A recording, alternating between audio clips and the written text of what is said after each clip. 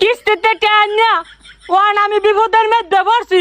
গোলামের ঘরে গোলামের টাকা না দিয়া গেছে গা বাজারও, ওয়ান আমি কি করবো?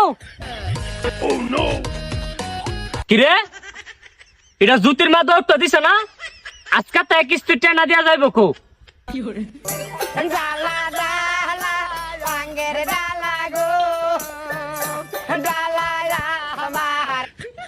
এই জুতির মা, তোমার 3 সপ্তাহ টাকা বাকি আছে, এই সপ্তাহ নিয়া 4 সপ্তাহ টাকা আমার কাছে নিয়ে আসো।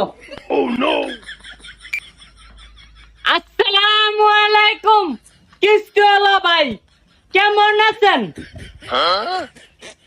এই বেয়াদব মহিলা, ব্যবহার তো ভালাই করেন, মোর কথার করে জবানে ঠিক থাকে না। এই সপ্তাহ না এই সপ্তাহ এমনি টিয়া ঘুরান করে মাইনছে তো আপনারা হুদ দিছুস কি কয় না, সারা দেশের ফেসফুস লাগাইলেন। আসলে আপনি একটা জগরাটি মহিলা। আমার টাকাটা নিয়া এখন আসেন। এ তুবাস তুবাস কিস্তিওয়ালা ভাই, আপনি কেমনে এই কথাটা কইলেন? আপনি দেন তো সারাটা গ্রাম জুড়া জুতির মার মতো একটা সৎ মাইয়া আসেনি। আমি নইলে জামাই সংসারটা কেউ কথা লাইলে জামাই বেতন বানা দেখা একটু দেরি হইছে। আপনি কথাটা কইলেন কি? আপনাকে তো আমি খারাপ কিছু বলি নাই। আপনাকে ফোন দেই, আপনি ফোন রিসিভ করেন না, খালি ব্যস্ত খালি ব্যস্ত। কয় বেটার লগে কথা কোন? আপনার বাড়িতে এসে 2-1 বার খুঁজে গেলাম, আপনারা তো পাইলাম না। এইভাবে কি মানুষের কিস্তির টাকা ঘুরায়? আনার বেলা তো বাপ জান ডাক্কা দুলাভাই ডাক্কা আব্বা ডাক্কা টেডা আনছেন, অন টেডা দেন না করে।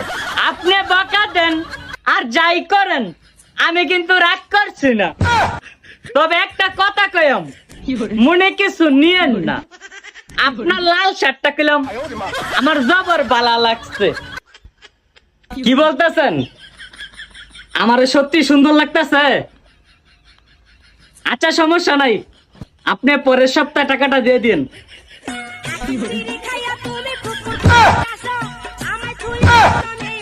কি করে